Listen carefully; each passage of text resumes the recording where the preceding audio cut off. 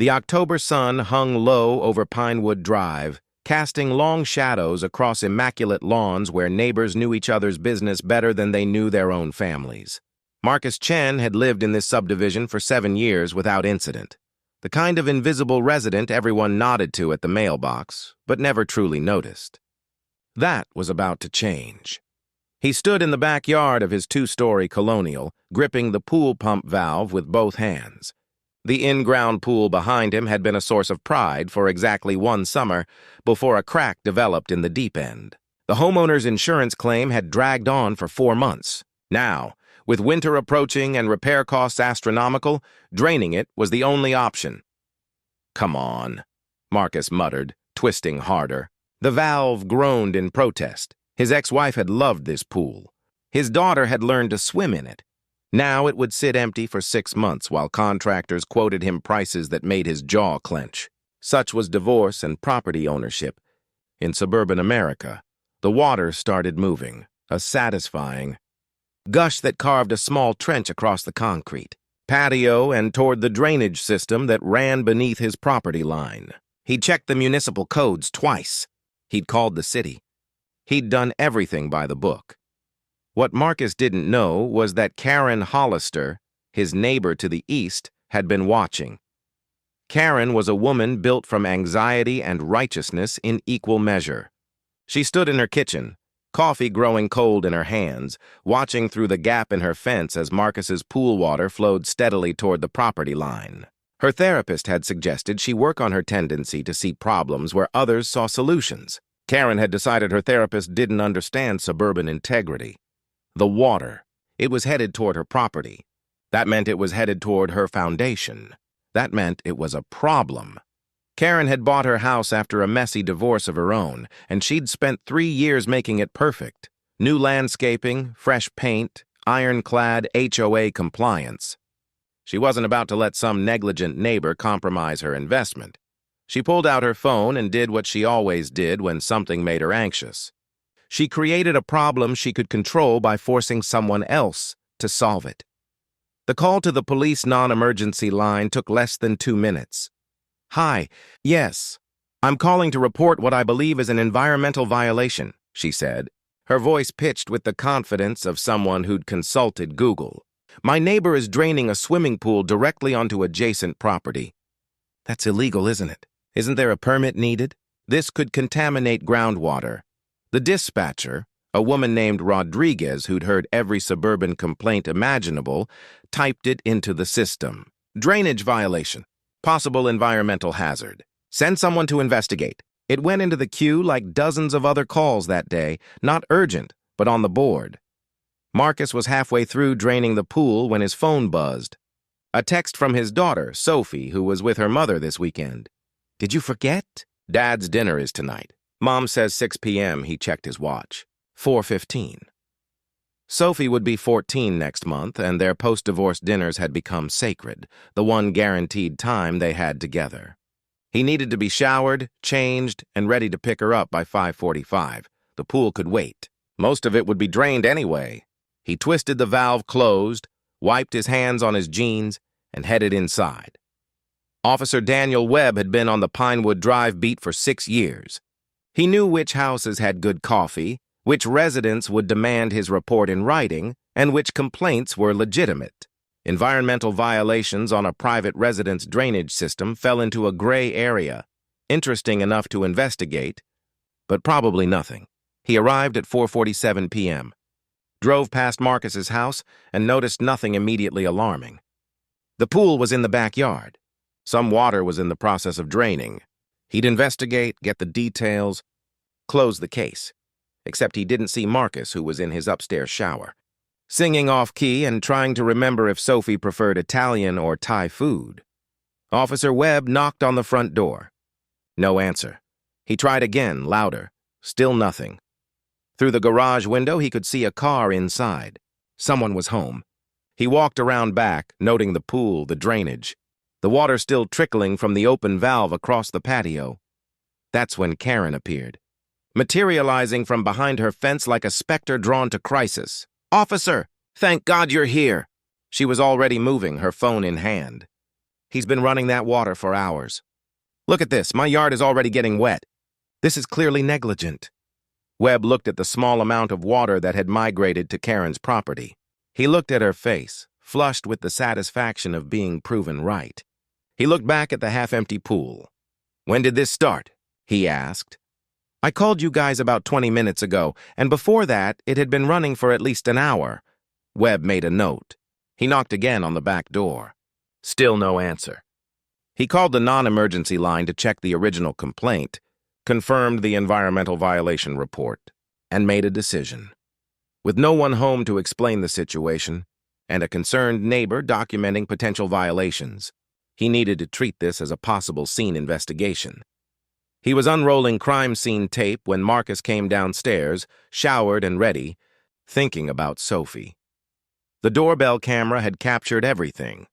Officer Webb systematically cordoning off the backyard with yellow and black tape while Karen stood with her arms crossed. Vindicated! Marcus's stomach dropped the moment he saw it. He yanked open the front door. "Officer? What's going on?" Webb turned, pen in hand. "You're the homeowner?" "Yes, Marcus Chen. I live here. Were you aware that draining a pool directly onto adjacent property can constitute an environmental violation?" "No, yes, I called the city. They said it was fine. I have the reference number somewhere." Karen stepped forward. "He didn't get a permit." "He clearly didn't." Marcus's eyes went to her.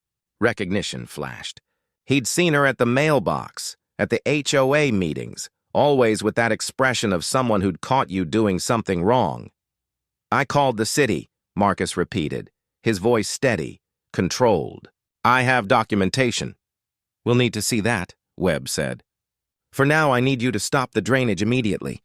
This area is being documented as a potential violation scene. We may need to bring in an environmental inspector." And that's when Marcus realized something Karen hadn't. Anticipated her panic attack. Disguised as civic responsibility was about to blow up in a way she couldn't control because Marcus kept meticulous records.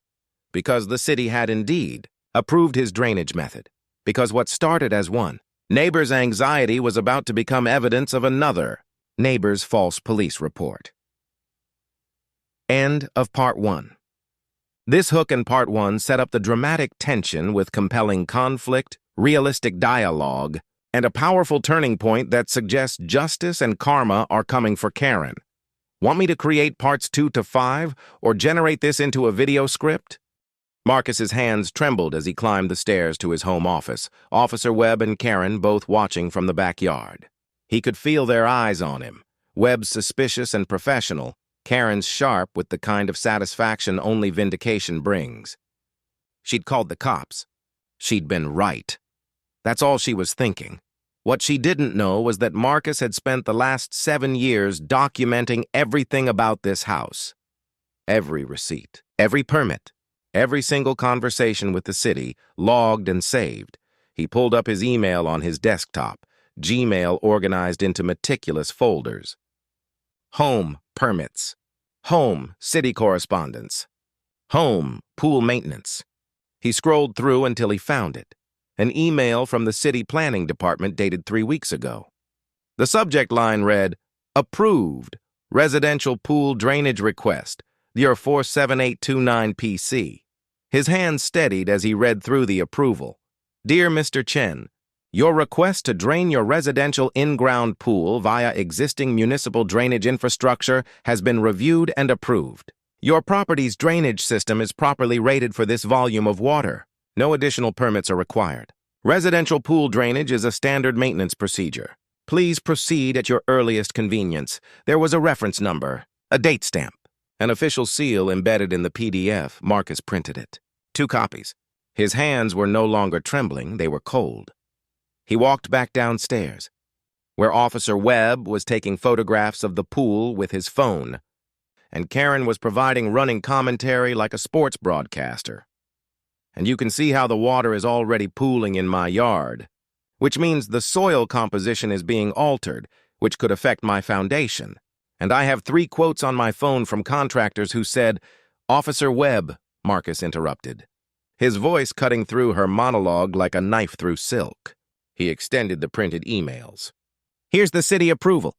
Dated October 3rd, reference number 47829PC. They explicitly approved this drainage method. I called them on October 2nd. They inspected my drainage infrastructure and signed off. Webb took the papers. He read them. His jaw tightened slightly, the micro-expression of a cop who realized he'd been sent on a wild goose chase. Karen's face did something interesting. Her confidence flickered. Just for a moment. Then it reignited, burning hotter, fueled by desperation. That could be forged, she said quickly. Emails are easy to fake. And besides, even if the city approved it, that doesn't mean... It means exactly what it says, Webb interrupted, handing the papers back to Marcus. He was already pulling out his radio. Dispatch, this is Unit 47. Run a verification on city permit number 47829PC for residential pool drainage at 412 Pinewood Drive. The radio crackled. Static. Then a voice. Unit 47. Verified. Permit approved October 3rd. No violations on file. The silence that followed was the kind that changes things. Webb began rolling up the crime scene tape. Not aggressively, but methodically, with the kind of deliberate care that suggested he understood exactly what had happened here. I apologize, Mr. Chen, Webb said. This was a false report. The permit is legitimate. Your drainage method is approved. There's no violation. Karen's face went white, then red, then white again. But, officer, he still shouldn't have. I mean, the water is still... The water, Marcus said quietly, is draining into the municipal system exactly as the city approved. There's nothing illegal about it. He looked at her directly for the first time since this had started. Really looked at her. Not with anger, but with the kind of clarity that comes when you see someone's fear laid bare. Karen Hollister was terrified. Of aging, of loss of control, of the knowledge that her perfect house couldn't protect her from an imperfect world. So she'd weaponized the only thing she had, a false accusation. I'm going to need to file a report, Webb said, his tone shifting to something more formal. For the record, false police report. I'll need a statement from you, Mr. Chen. Marcus nodded. Karen stepped backward as if the ground beneath her was becoming unstable. Wait, I genuinely thought... You thought, Marcus said, that you could scare me into stopping because your anxiety was more important than my legal right to maintain my own property. It wasn't cruel. It was factual, which somehow made it worse. Webb looked at Karen. Ma'am, I'm going to need to take your statement as well. For the incident report, the blood drained from her face. She'd called the police. That was supposed to be her power move. That was supposed to make her right. Now the police were looking at her, not as a concerned citizen, but as the person who'd initiated a false report. I want to speak to a lawyer, she said. You're not under arrest, Webb said flatly. Yet, but yes, you should probably do that. Marcus didn't go to Sophie's dinner that night. He called his ex-wife, Jennifer, and explained. She was quiet for a long moment, then said, Karen Hollister? From the HOA? Oh my God, that woman is unhinged. I'm sorry, Marcus. I'll explain to Sophie, but Sophie got on the phone anyway. Dad, what happened? A neighbor called the police on me for draining the pool. It was approved by the city, but she didn't believe me. Is she stupid? Sophie asked, with the beautiful directness of a 14-year-old. No, Marcus said. She's scared. There's a difference. He rescheduled dinner for the following night. Then he sat in his living room and watched the police report come through his email.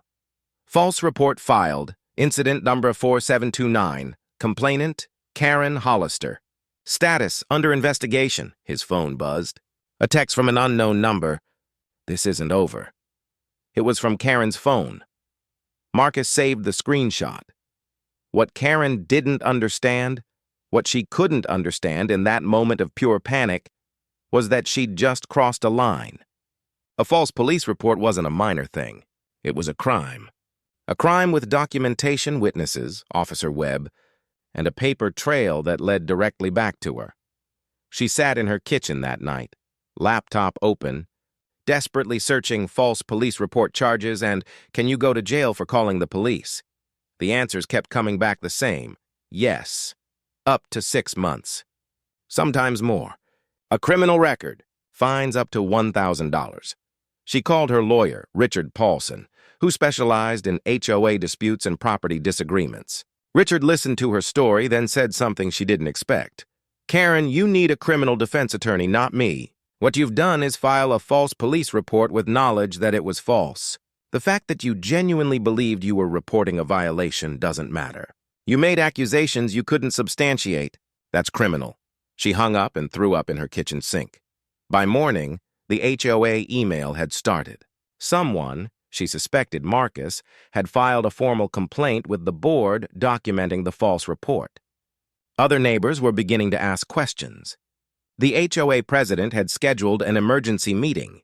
Karen Hollister, who'd spent 3 years building a reputation as the neighborhood's guardian of standards, had become the neighborhood's cautionary tale. And Marcus Chin, the invisible man she'd tried to destroy, had simply handed her the rope and watched her tie it around her own neck. The criminal defense attorney Karen met with on Wednesday morning was named Sandra Morrison, and she had the weary expression of someone who'd heard every excuse 1,000 times before. Karen sat across from her in a sterile office on the 9th floor of a downtown building, watching Sandra's face grow grimmer with each detail. "Let me make sure I understand," Sandra said, sliding her notepad aside. "You called the police on your neighbor for an activity you believed was illegal. He provided documentation proving it was legally approved by the city. And then you sent him a threatening text message." "It wasn't a threat," Karen said weakly. "It was just, 'This isn't over,'" Sandra read from the screenshot Karen had shown her. "That's a threat, Karen. That's also additional evidence of intent. When Marcus Chen hands this to the prosecutor, they're going to see a pattern. Someone who called police falsely, got caught, and then escalated." Karen felt her stomach twist. "I didn't think it through." "No," Sandra agreed. "You didn't, and now we need to think about damage control. The police report exists. Officer Webb has already documented that the permit was legitimate. The city has records of your call to the non-emergency line. This is provable. The question is whether we negotiate with the prosecutor or prepare for charges." "What are the charges?" "Filing a false report. Potentially misuse of emergency services. In your state, that's up to 6 months in jail and a $1,000 fine." "But more damaging than that?" Sandra leaned back in her chair. "Criminal record. That follows you. Employment, housing, professional licenses, if you have any. It all gets affected." Karen's hands were shaking. "What do I do?" "First," Sandra said, "you don't contact Marcus Chen again. Not by text, not by email, not by hiring someone to contact him. You stay silent. Second, we wait to see if charges are filed. Third, if they are, we explore a plea deal. You admit to filing a false report, express genuine remorse, and we try to get the charges reduced or dismissed. Does that mean I have to apologize to him?" Sandra's eyes were cold. "Karen, you're facing criminal charges. I don't care if you have to prostrate yourself in the town square. Your concern right now is not your dignity. Your concern is staying out of jail." Marcus didn't know any of this yet. What he knew was that the HOA emergency meeting had been called for Thursday evening, and he'd been asked to attend to present his side of the incident. He'd never been one for neighborhood drama. 7 years of living on Pinewood Drive, and he'd kept his distance from the social hierarchies, the unspoken rules, the way certain people wielded petty power like it was currency. Karen Hollister had always been part of that ecosystem. The woman who reported code violations, who complained about mailbox colors, who showed up to meetings with binders full of grievances. Now she was going to have to face her community and explain why she'd weaponized the police against him. Jennifer picked Sophie up from school on Thursday and brought her to Marcus's house. Sophie was on her phone, only half aware of what was happening until Marcus explained. "You're going to a meeting to defend yourself?" Sophie asked, looking up from TikTok. "Yeah, the HOA wants to hear what happened." "That's so stupid," Sophie said. "You literally did nothing wrong." "I know. Are you nervous?" Marcus considered the question. "A little. But I have documentation. I have the city approval. I have Officer Webb's report. The facts are on my side." Sophie nodded, satisfied. "Then you'll be fine. Facts are hard to argue with." If only that were true, Marcus thought. The HOA meeting was held in the community center, a beige carpeted room with folding chairs arranged in a semicircle. About 30 neighbors attended, not because they cared deeply about pool drainage, but because Karen Hollister versus Marcus Chen had the scent of genuine neighborhood conflict, and that was better than a reality show. HOA President Linda Chambers called the meeting to order at 7 p.m. sharp. Linda was a woman in her 60s who'd retired from accounting and now treated the HOA like it was a Fortune 500 company. She had binders, agendas, laminated bylaws. "We're here," Linda began, "to discuss an incident involving a false police report filed against resident Marcus Chen by resident Karen Hollister. The police have confirmed the report was false. However, it's come to our attention that this incident may violate the covenant of civility that binds our community. We need to discuss the implications." Karen sat in the back row, her face carefully blank. Her lawyer had told her not to say anything unless directly asked. "Let Marcus speak. Let the facts come out. Don't volunteer information." "Marcus," Linda said, "would you like to present your account?" Marcus stood. He was calm. He'd practiced this, but not obsessively, just enough to organize his thoughts. "Thank you. On October 15th, I began draining my pool to repair a structural crack. I called the city on October 2nd to confirm this was legal. They approved it. I have the documentation." He held up the printed email. Several neighbors nodded. They'd seen his paperwork before coming to this meeting. Linda had made copies. I was halfway through the drainage when Officer Webb arrived. Because someone had called the police claiming I was violating environmental codes, I showed Officer Webb the city approval. He verified it. There was no violation. "The police report confirms this." He sat down. Linda looked at Karen. "Karen, would you like to respond?" Karen's lawyer had told her this would happen. Karen stood, her legs unsteady. "I thought," she began carefully, "that what he was doing was illegal. I was concerned about my property. I contacted the city. I contacted the police. I didn't know that a permit had been approved." "You didn't check before calling the police?" Linda asked, her tone suggesting she already knew the answer. "No," Karen said quietly. "And after the police confirmed the permit was valid, did you take any actions?" Karen hesitated. The lawyer had told her not to volunteer the text message. But there were 30 people in this room, and at least 5 of them probably had connections to Marcus. "Someone would mention it." "Someone always did. I sent him a text message," Karen said. A murmur ran through the room. "What did it say?" Linda asked. Karen looked at Marcus. His face was neutral, but she could see something in his eyes. Not anger, disappointment, which somehow felt worse. It said, "This isn't over." The murmur became a buzz. Linda's expression hardened. "Karen," Linda said slowly, "are you aware that sending a threatening message to a neighbor after filing a false police report against them could be considered harassment?" "I wasn't threatening him," Karen said. What were you just?" Linda interrupted. "Because from where I'm sitting, it looks like you filed a false police report out of anger or spite, and when that didn't work, you sent what appears to be a threat." Karen's face crumpled. She sat down. Linda turned to Marcus. "I apologize on behalf of this community. This behavior is absolutely unacceptable. We're going to take formal action." The formal action, it turned out, was a letter sent to Karen Hollister by the HOA, placed in her file, warning her of violation of the community covenant. The letter noted her false police report, the threatening message, and warned that further violations could result in fines or termination of her HOA membership. It wasn't criminal, but it was permanent. It was a record. Karen received the letter on Friday morning. She read it 3 times, sitting at her kitchen table, watching the words blur through her tears. Her phone buzzed. A call from Richard Paulson, her original attorney. "Karen, I'm calling as a courtesy," he said. "I've been contacted by the HOA about your conduct. I'm recommending they hire separate counsel to represent them in case you file a countersuit or claim discrimination. I'm also recommending they document everything related to this incident. I know we've worked together for 5 years, but I have to recuse myself. This has become too complicated. He was firing her as a client. Quietly, professionally, but unmistakably." After he hung up, Karen sat in the silence of her perfect house and understood something she'd been avoiding. She'd destroyed something that couldn't be fixed. Not with the right contractor, not with fresh paint, not with money or effort or apologies. She'd destroyed her reputation in the one place where reputation was currency. In a neighborhood of 30 families where everyone knew everyone's business. She was now the woman who'd lied to the police. That was who she was now. Meanwhile, Marcus was having dinner with Sophie at an Italian restaurant downtown. Sophie was telling him about her chemistry project, and he was genuinely listening, and for the first time in a week, he felt the tightness in his chest ease. "Are you okay, Dad?" Sophie asked, noticing his expression shift. "Yeah," Marcus said. "I am. I'm actually okay, even though Karen's crazy." "Even though Karen's crazy," Marcus agreed.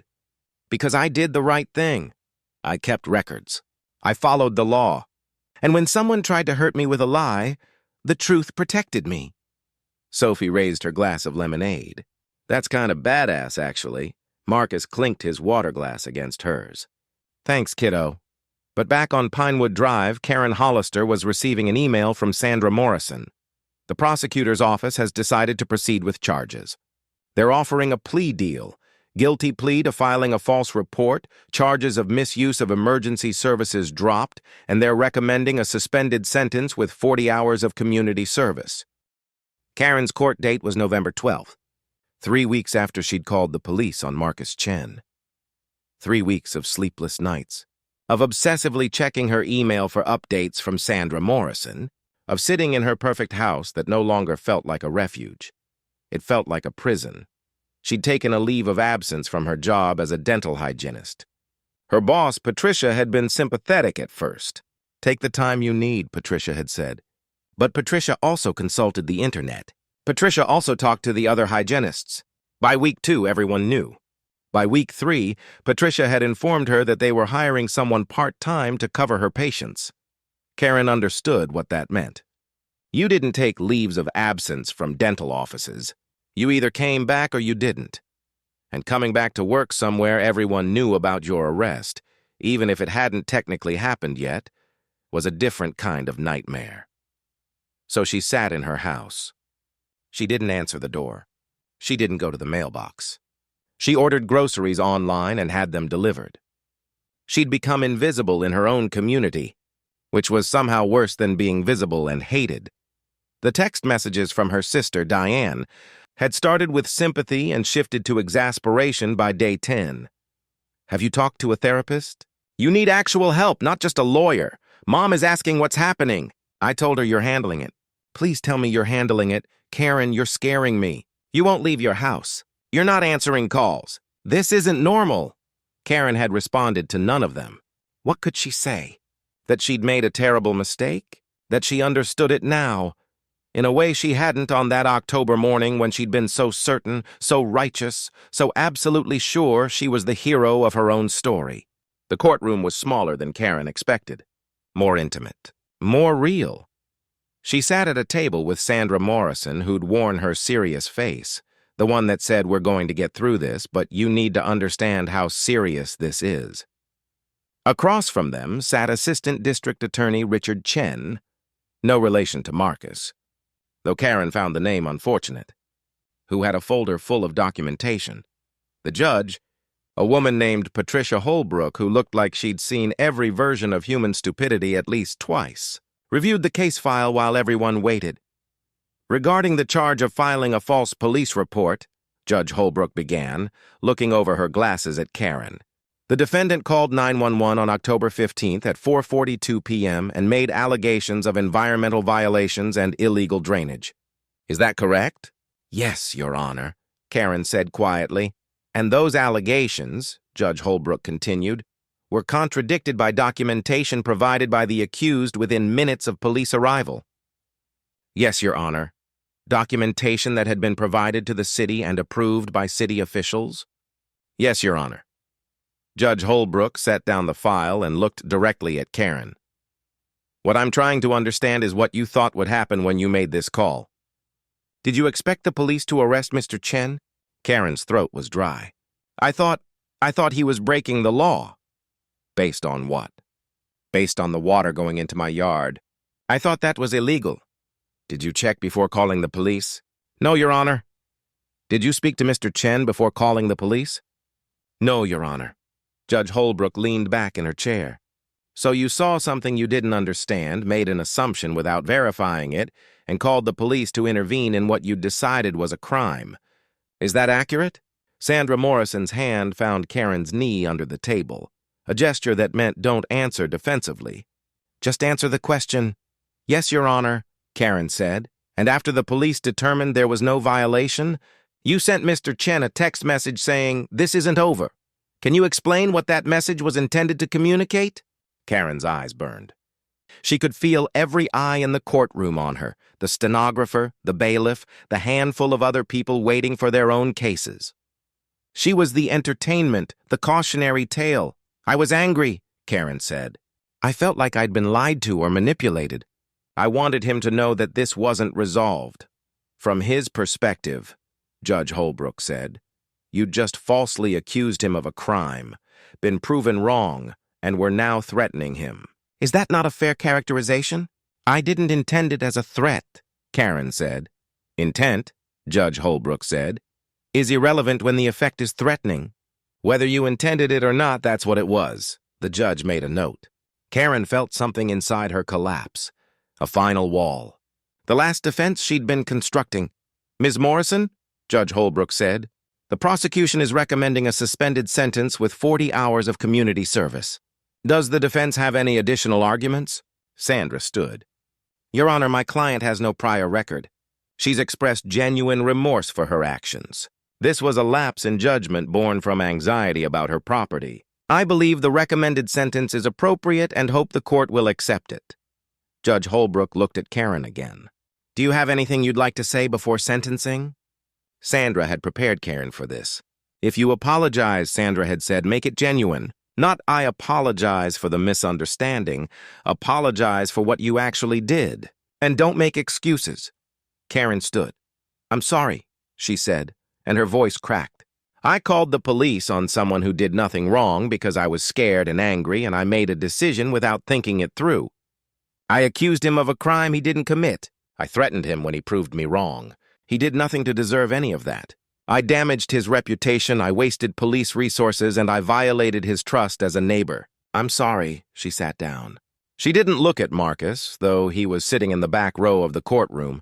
She knew he would be, because his lawyer had advised him to attend so the judge could see the impact of her actions. Judge Holbrook was quiet for a long moment. I'm going to accept the prosecution's recommendation, Judge Holbrook said.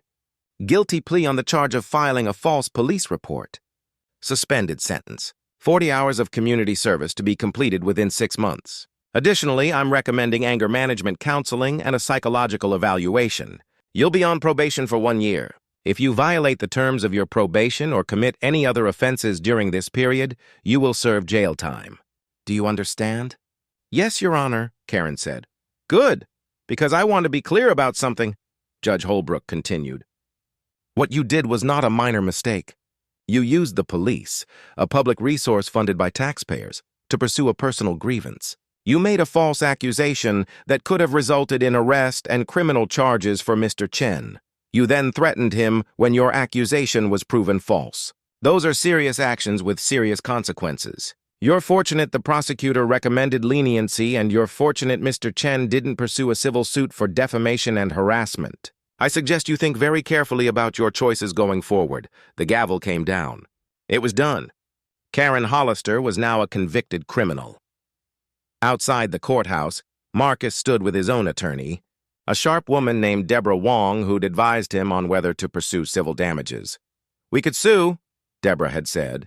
Defamation, emotional distress, attorney fees, you'd probably win. But it means more time in court, more legal bills, more prolonging this situation. Can I decline? Marcus had asked. You can decline a lot of things, Deborah had said. The question is whether you should. Now, watching Karen emerge from the courthouse looking like a ghost, Marcus considered that question. Karen saw him. Their eyes met for just a moment, and in that moment, something passed between them. Not forgiveness, not exactly, but recognition. Recognition that they were both different people than they'd been a month ago, that the Karen who'd made that call had been fueled by something toxic, and the Marcus who'd kept careful records had been protected by something essential, his refusal to cut corners, his refusal to assume anything without documentation. Karen looked away first. As she passed, Marcus heard her say something to Sandra Morrison. "I need to find a therapist." That evening, Marcus met with Deborah in her office. "I'm not going to pursue a civil suit," he said. Deborah looked up from her paperwork. "You sure?" "Yeah, I'm sure. She's already suffered consequences. More legal action just keeps this alive." "That's generous," Deborah said. "Not everyone would do that." "I'm not being generous," Marcus said. "I'm being practical. I won. The truth won. She's going to spend the next year in probation, doing community service, in therapy, dealing with the fact that she's now a cautionary tale in her neighborhood. I don't need to add more pain to that. I just need her to learn something." Deborah smiled slightly. "You know what?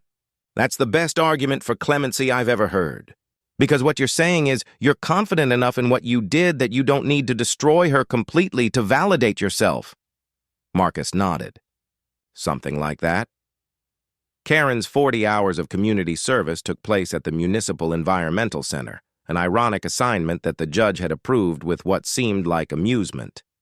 Karen spent her days cleaning up storm drains, removing debris, maintaining the very infrastructure that had been part of her false accusation.